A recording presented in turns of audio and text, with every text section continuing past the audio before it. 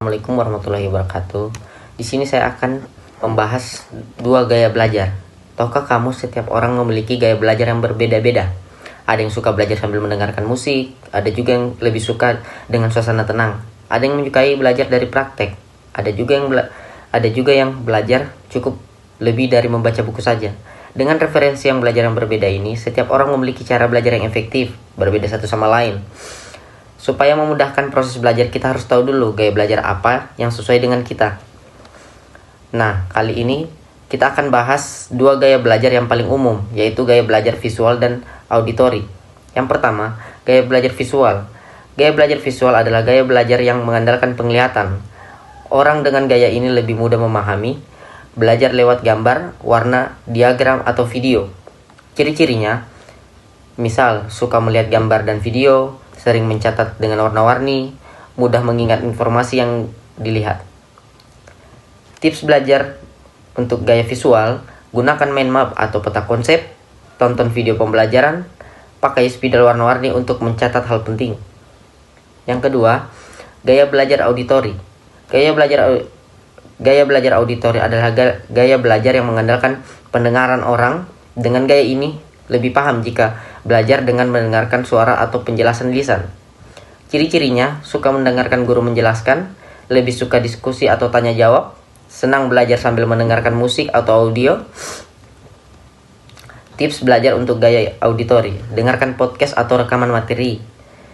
Misalnya belajar sambil membaca keras-keras, atau ajak teman untuk belajar sambil berdiskusi. Saya akan menjelaskan tentang gaya belajar saya, yaitu gaya belajar visual. Setiap orang memiliki cara yang berbeda-beda.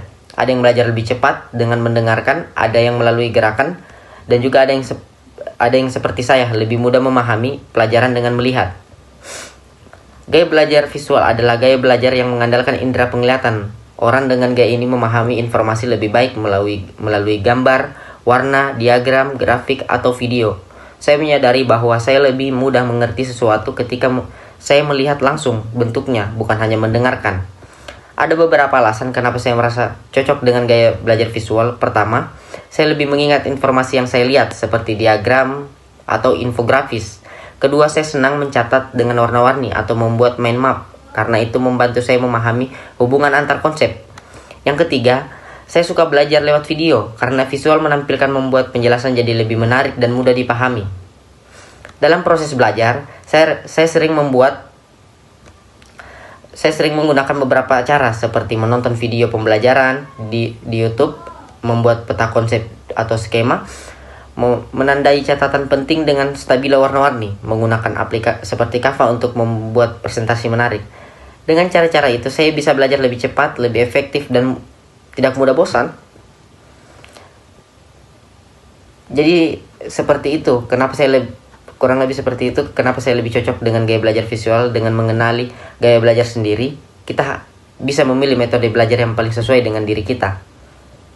Sekian video kali ini. Terima kasih. Assalamualaikum warahmatullahi wabarakatuh.